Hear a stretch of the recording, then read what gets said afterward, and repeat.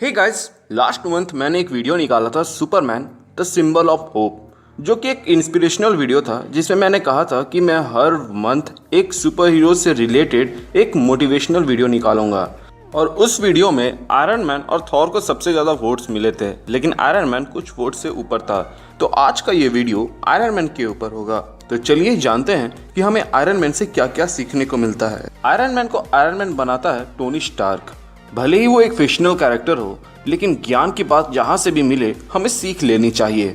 अधिकतर लोगों को आयरन मैन 3 पसंद आती है क्योंकि इसमें हम आयरन मैन के बहुत सारे आर्मर देखते हैं। प्लस उसमें बहुत से लोगों का ऐसा मानना है कि वो जान पाते हैं कि आयरन मैन उस आर्मर के बिना क्या है। लेकिन सच कहूँ तो मेरा personal favourite iron man trilogy का आयरन मैन 1 है, क्योंकि इस मूवी से हमें जितना सीखने को मिल सकता है उतना किसी बाकी आयरन मैन मूवी से नहीं मिल सकता। सबसे पहली सीख जो हमें मिलती है कि सिचुएशन हमेशा आपके अनुकूल नहीं रहेगी। आपको अपने आप को इस तरह ट्रेन करना होगा कि आप हर सिचुएशन में अपने आप को सरवाइव कर सके। टोनी स्टार्क भी उस गुफा में ऐसे ही नहीं सरवाइव कर पाया। जो इंसान ऐसा आराम की ज़िंदगी जी रहा हो और अचानक से उसे एक ऐसे गुफा में डाल दिया जाए जहाँ पे ढंग के पंखे भी ना हो, तो वो कैसे जिएगा। फिर भी वो वहाँ पे डटे रहे, सरवाइव किया और मार्क 1 का निर्माण किया।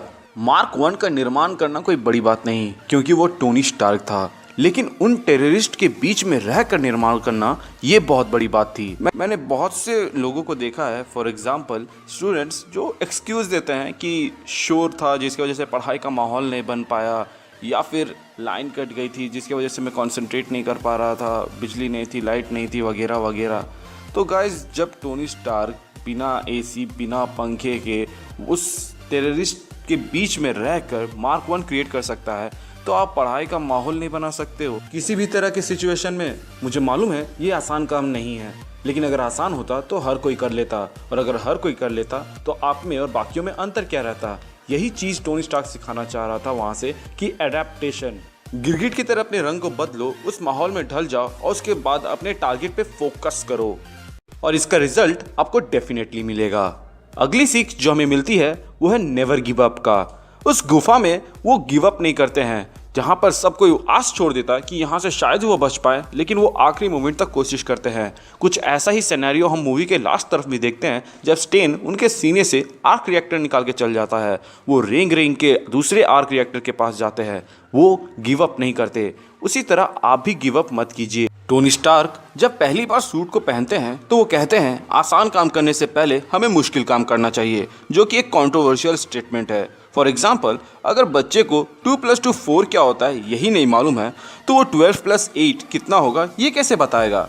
लेकिन अगर आप इसे एक पॉजिटिव वे में लो, तो ये जानते हुए कि वो बच्चा उस सवाल को सॉल्व नहीं कर सकता है फिर भी कोशिश करेगा, तो आप उसकी डेडिकेशन, निडरता और जल्दी ना हार मारने वाली क्वालिटीज को देखते हैं, जो कि एक लीडर का गुण होता है। हर बार जीतना जरूरी नहीं होता, कभी कभी कोशिश करना भी जरूरी होता है, जिससे आपको एक्सपीरियंस मिलता है और आप इस एक्सपीरियंस को अपने आने वाले चैलेंजेस पे अप्लाई कर सकते हो। जैसे कि आयरन मैन ने मार्क 2 पे किया था। जब मार्क 2 एक अच्छे खासे ऑल्टीट्यूड पे पहुंच जाता है तो उसमें एक आइसिंग प्रॉब्लम आने लगता है, जिसे वो अपग्रेड करके मार्क 3 से हटा देते हैं, और इसी का फायदा उन्हें मूवी के लास्ट में मिलता है। तो देखा दोस्तों, एक्सपीरियंस से भी आपको कितना फायदा हो सकता है। अगली चीज़ जो हम टोनी स्टार्क से सीख सकते हैं वो ये है कि हमें टेक्नोलॉजी के बिना भी जीना सीखना चाहिए, क्योंकि कभी कभार हमारी ज़िंदगी हमें किस मोड़ पे ले आ जाएगी हमें नहीं मालूम।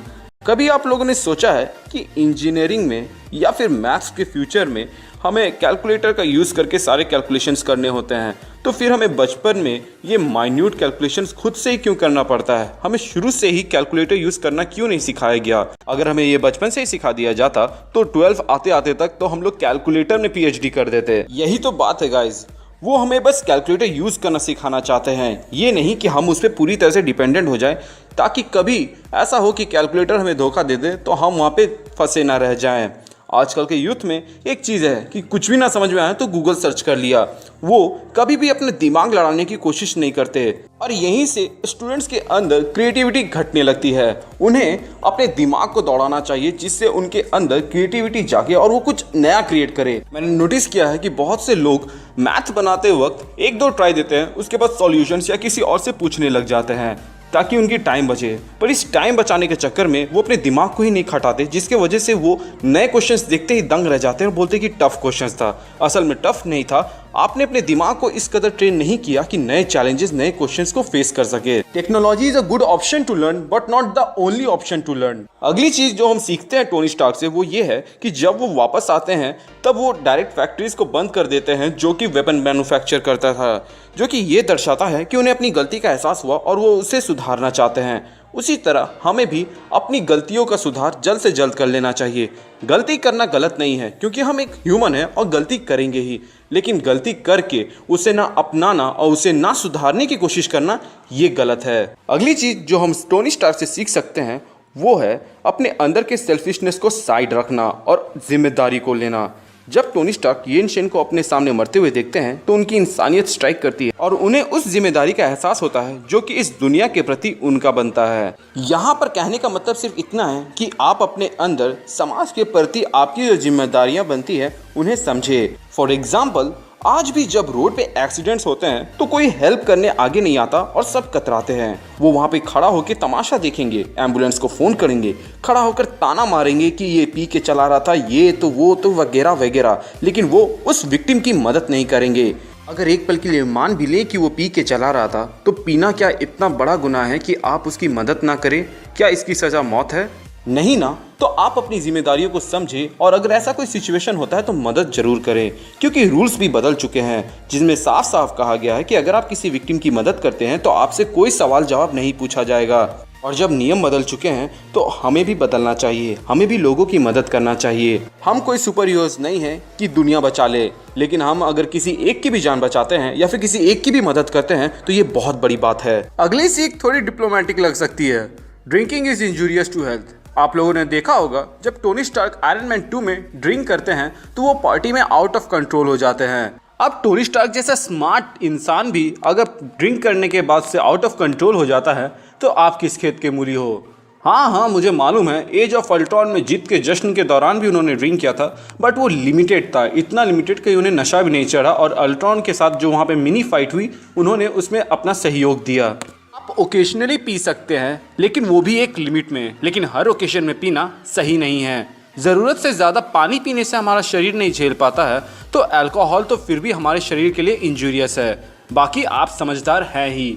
एक चीज़ तो हमें टोनी स्टार्क के आर्क रिएक्टर से भी मिलती है। आर्क रिएक्टर में लगा पैलेडियम पहले टोनी स्टार्क की जान बचा रहा था, फिर बाद में वही पैलेडियम उनकी जान लेने पे तुला हुआ था। इसे मैं इस चीज़ से कनेक्ट करना चाहूँगा कि जैसे हमें जंक फूड, मीठा और भी बहुत तरीके फूड्स जो कि हमारे हेल्थ के लिए अच्छे नहीं होते हैं लेकिन हमें बहुत अच्छे लगते हैं और हम उसे खाते जाते हैं, वो चीज़ बहुत समय बाद अपना रंग दिखाती है और हमारे हेल्थ डाउन करने में अहम रोल अदा करती है। ऐसी चीज़ों को आप लिमिट में लें ताकि आपके हेल्थ में कोई प्रॉब्लम ना आए। अगली चीज़ जो हम सीखते हैं वो है सिविल वार से, जहाँ पर हम देखते हैं कि वो सितंबर फाउंडेशन के नाम से MIT के स्टूडेंट्स को फंड दे रहे थे। हर कोई इतना अमीर तो नहीं कि किसी के प्रोजेक्ट के लिए उसे फंड दे सके, लेकिन हम किसी की मदद तो कर ही सकते हैं। महीने में या फिर साल में कम से कम एक बार अगर आप एक NGO, अनाथ आश्रम या फिर वृद्धाश्रम जैसी जगहों पर जाकर 2 पल बिताएं या कुछ डोनेशन कर दें तो आप भी टोनी स्टार्क से कम नहीं, क्योंकि टोनी स्टार्क ने भी अपने हिसाब से डोनेशन दिया था और आप भी अपने हिसाब से डोनेशन कर रहे हो। यहाँ पे डोनेशन देना ऐसा नहीं होता है कि आप सिर्फ पैसा ही दो, अगर आप वहाँ जाके अपना टाइम भी दे रहे हो तो वो बहुत बड़ी बात होती है। डजेंट मैटर आप वहाँ जाकर बच्चों को 1 रुपये का चॉकलेट भी दो, लेकिन जो खुशी आपको उस पल मिलेगी, बाय गॉड मैं आपको कह रहा हूँ कि लाइफ में उस वक्त आपको जितने भी टेंशन होंगे कुछ पल के लिए तो ज़रूरी चल जाएंगे। आज के समय में टाइम इज़ मनी। बहुत से लोगों का ऐसा कहना होता है कि NGO वाले या फिर जो भी उस संस्था को चला रहे हैं वो डोनेशंस को अपने फ़ायदे के लिए इस्तेमाल करते हैं। तो ऐसे में आप उन अनाथ बच्चों या फिर फिजिकली हैंडीकैप्ड बच्चों के साथ थोड़ा समय बिताएं।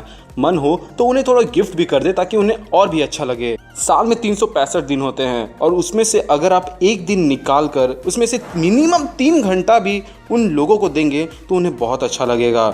आयरन मैन के फैंस या फिर कहें मार्वल के हर एक फैन के दिमाग में ये लाइन तो छपी हुई है जब कैप्टन अमेरिका पूछते हैं कि इस सूट को उतार दो तो तुम क्या हो, जिसके जवाब में वो कहते हैं जीनियस, बिलियनियर, प्लेबॉय, फिलैंथ्रोपिस्ट। यहाँ पे फिलैंथ्रोपिस्ट का मतलब होता है कि एक समाज सेवक जो दूसरों की मदद करता हो, स्पेशली बाय डोनेशन। जीनियस बनने में आपको टाइम लगता है, बिलियनर बनने में उससे भी ज़्यादा टाइम लगता है, और रोमियो बनने के लिए तो आपके पास एटीट्यूड, पर्सनालिटी, मतलब इसे अपने अंदर डेवलप करने के लिए भी आपको थोड़ा टाइम लगेगा। लेकिन फिलॉन्थ्रोपिस्ट यानी कि समाज सेवक बनने के लिए आपको सिर्फ और सिर्फ अपना कुछ समय देना होता है, और अगर आप वो कुछ समय दे देते हैं तो आप 25% ऑफ टोनी स्टार्क तो यूं ही बन जाते हैं। टोनी स्टार्क जैसा एटीट्यूड मेंटेन रखें और अपने पर्सनालिटी को डेवलप करते रहें, और अपने अंदर एक ह्यूमर का अच्छा खासा सेंस रखें, ताकि आप जहां भी जाएं वहां खुशियां फैले और आप उस जगह पर खुशी के कारण हो।